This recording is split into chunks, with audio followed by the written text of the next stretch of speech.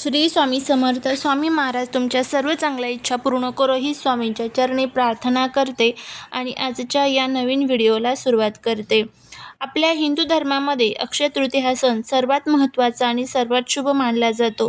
यंदा 2026मध्ये 19 एप्रिल 2026 रोजी साजरी केली जाणारी अक्षय तृतीया हा आपल्या हिंदू धर्मातील अत्यंत शुभ मानल्या जाणाऱ्या 3.5 मुहूर्तापैकी एक पूर्ण मुहूर्त आहे.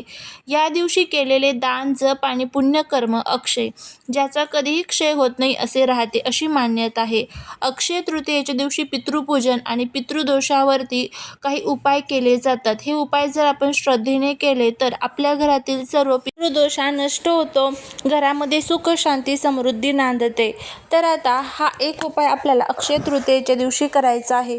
हा उपाय कसा करायचा याबद्दलची संपूर्ण माहिती आजच्या व्हिडिओमध्ये मी तुमच्यासोबत शेअर करणार आहे. त्यामुळे व्हिडिओ हा स्किप न करता शेवटपर्यंत नक्की पहा. जर तुम्ही या चॅनलवरती नवे असाल तर चॅनलला सबस्क्राईब करा आणि अशीच माहितीपूर्ण नवनवीन व्हिडिओ पाहण्यासाठी बेल आयकॉनलाही प्रेस करा, म्हणजे जेव्हा कधी मी नवीन व्हिडिओ अपलोड करेल त्याचं नोटिफिकेशन सर्वात अगोदर तुम्हाला भेटेल आणि तुम्ही एक पण व्हिडिओ मिस करणार नाही. त्याचबरोबर कमेंटमध्ये ओम पितृदेवाय नमः लिहायला अजिबात विसरू नका, जेणेकरून आपल्या पितरांची आपल्या कुटुंबावर, मुलांवर अगदी भरभरून अशी कृपा होईल. अक्षय तृतीया हा दिवस कृतयुग आणि त्रेतायुगाचा प्रारंभ दिन मानला जातो. या दिवशी भगवान विष्णूंचा 6वा अवतार भगवान परशुराम यांची जयंती देखील साजरी केली जाते. या दिवशी कोणत्याही शुभ कार्यासाठी पंचांग पाहण्याची गरज नसते, कारण हा दिवस स्वतःच सिद्ध मुहूर्त असतो. या दिवशी जलदान, अन्नदान, वस्त्रदान करण्याचे विशेष महत्त्व आहे. अक्षय तृतीयेला पितरांचे ऋण फेडण्याचा दिवस मानला जातो. या दिवशी पितरांचे पूजन केल्याने त्यांचे आत्मे तृप्त होतात आणि कुटुंबाला सुख, समृद्धी, आशीर्वाद मिळतो. पितृपूजनाची पद्धत आपल्या धर्मग्रंथांमध्ये या दिवशी सांगितली जाते. सकाळी लवकर उठून स्नान करावे, पितरांच्या नावाने तर्पण म्हणजेच पाणी अर्पण करावे. एका तांब्याच्या किंवा मातीच्या कलशात पाणी भरून त्यात वाळा, चंदन, अक्षता टाकून तो कलश ब्राह्मणाला किंवा गरजूला दान करावा. नैवेद्यामध्ये प्रामुख्याने पुरणपोळी, आंबा, थंड पदार्थ यांचा समावेश करावा. ज्यांच्या पत्रिकेत पितृदोष आहे किंवा ज्यांच्या घरात वारंवार अडचणी येतात त्यांनी अक्षय तृतीयेला काही प्रभावी असे उपाय करावे. या दिवशी उन्हाळ्याचे दिवस असल्याने तहानलेल्याला पाणी पाजणे किंवा पाण्याची माठ दान करणे हा पितृदोषावरील सर्वात मोठा उपाय मानला जातो. शक्य असल्यास तीर्थक्षेत्री जाऊन पितरांच्या नावाने श्राद्ध करावे. शक्य नसल्यास घरीच सात्विक भोजन बनवून कावळ्याला द्यावे. पितरांच्या शांतीसाठी ओम पितृदेवताभ्यो नमः या मंत्राचा 108 वेळेस जप करावा. गाईला गवत घालणे किंवा पक्ष्यांना दाणे पाणी ठेवल्याने पितृदोष कमी होण्यास मदत होते. अक्षय तृतीयेला पितरांच्या नावाने पाण्याचा कलश दान केला जातो. यालाच धर्मघट म्हणतात. एक नवीन मातीचा माठ किंवा गाडगे घ्या, तो स्वच्छ धुवून त्यात गंगेचे पाणी किंवा शुद्ध पाणी जास्त पिण्याचं ते भरा. पाण्यात वाळा, चंदन, अक्षता आणि शक्य असल्यास सोन्याचा एखादा तुकडा किंवा नाणे टाकावे. नसेल शक्य तर फक्त पाणी जरी भरलं तरी चालते. त्यानंतर एका पाटावरती तुम्हाला एक लाल कलरचा कपडा टाकायचा आहे, त्यावरती गहू ठेवायचे आहे थोडेसे. त्यानंतर त्या माठाच्या तोंडावर आंब्याची पाने आणि त्यावर नारळ किंवा एखादं जे मोसमी फळ असतं ज्यामध्ये खरबूज किंवा आंबा असतो तर ते तुम्हाला ठेवायचं आहे. त्यानंतर माठाला गंध, अक्षता लावून त्याचे पूजन करावे. हा कलश मी माझ्या पितरांच्या तृप्तीसाठी दान करत आहे असा संकल्प करावा. या कळशाजवळ आंबा, खरबूज किंवा भिजवलेली हरभरा डाळ आणि पने सुद्धा ठेवतात, त्यामुळे हे पदार्थ जरी तुम्ही ठेवले तरी चालेल. अशा पद्धतीने तुम्हाला पितरांच्या नावाने कराकेळीचं पूजन जे आहे तर ते या दिवशी करायचं असतं. त्याचबरोबर आपल्या घरामध्ये सुवासीन जर एखादी गेलेली असेल तर सुवासीन जीव घालायचे असते.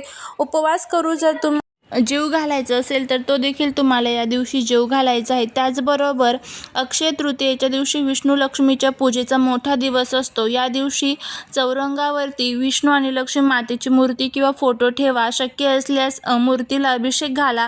विष्णू सहस्रनामचा पाठ करा. लक्ष्मी नारायणाचा अभिषेक केल्यानंतर जे पाणी आहे तर ते घरामध्ये शिंपडा. भगवान विष्णूंना तुळस आणि लक्ष्मीला कमळाचे फूल किंवा गुलाबाचे फूल अर्पण करणे अत्यंत शुभ मानले जाते. सकाळी स्नान, लोटल्यानंतर दक्षिण दिशेला तोंड करून उभे राहून तुम्हाला अर्घ्य अर्पण करायचं आहे. हातात पाणी, काळे तीळ, अक्षता घेऊन ते जमिनीवर सोडावे आणि पितरांचे स्मरण करावे. यालाच तिलोदक म्हणतात आणि यामुळे पितृदोष शांत होतो आणि पूर्वजांचे आशीर्वाद आपल्याला मिळतात. तर ह्या सर्व गोष्टी ज्या आहेत तर त्या आपल्याला या दिवशी करायच्या असतात. त्याचबरोबर पितृदोष हा असेल तर आयुष्यात अनेक अडचणी येतात. प्रथम आपण पितृदोष जर असेल तर आपल्याला काय काय अडचणी येतात बघा. संतती प्राप्तीमध्ये अडथळे येतात, कामात अडथळे येतात, घरात सतत आजारपण येतं, विवाहासाठी विलंब होतो, अस्वस्थता आणि स्वप्ने पडत असतात. तर यामध्ये आपल्याला आपले पूर्वज दिसतात, सतत कटकटी होतात, मनाला शांती लाभत नाही, घरात विवाहाचे योग न येणे किंवा ठरलेलं लग्न मोडणे, कुटुंबांमध्ये सतत वातावरण जे आहे तर ते अनेक प्रकारची अशांती असते आणि त्याचबरोबर सतत औषधोपचार करून पूर्ण बरे न वाटणे, त्याचबरोबर कोणते काम शेवटच्या टप्प्यावर येऊन बिघडणे किंवा प्रगती खुंटणे, या सर्व अडचणींचा आपल्याला सामना करावा लागतो. त्यामुळेच आपल्याला या दिवशी काही प्रभावी असे उपाय जे आहेत तर ते करायचे असतात. अक्षय तृतीया हा दिवस पितरांच्या स्मरणासाठी आणि दानासाठी अत्यंत शुभ मानला जातो. जर घरी सासू सासरे नसतील त्यांच्या प्रति कृतज्ञता व्यक्त करण्यासाठी आणि त्यांच्या आत्म्याला शांती मिळवण्यासाठी पूजाविधी कशी करायची तर ते आपण सर्वात प्रथम बघूया. जर सासू सासरे नसतील तर त्या दिवशी घरातील सुनेने किंवा मुलाने ही पूजा करावी. दुपारी 12च्या सुमारास पितृपूजन करणे सर्वोत्तम मानले जाते. सकाळी लवकर उठून स्नान करावे, स्वच्छ कपडे परिधान करावे, घराची स्वच्छता करून मुख्य दरवाजासमोर रांगोळी काढावी. ईशान्य कोपऱ्यात किंवा देवाजवळ एक छोटासा पाट ठेवावा, त्यावर पांढरे कापड टाकावे, त्या पाटावर सासू सासऱ्यांचा फोटो ठेवावा, फोटोला चंदनाचा टिळा लावावा, फोटोसमोर तीळ अर्पण करावेत आणि तुपाचा दिवा लावावा. पितरांचे स्मरण करून त्यांना मनोभावे नमस्कार करावा आणि घराण्यावर त्यांचा आशीर्वाद कायम राहू दे अशी प्रार्थना करावी. अक्षय तृतीयेला पितरांच्या नावाने स्वयंपाक किंवा घास काढण्याची पद्धत असते.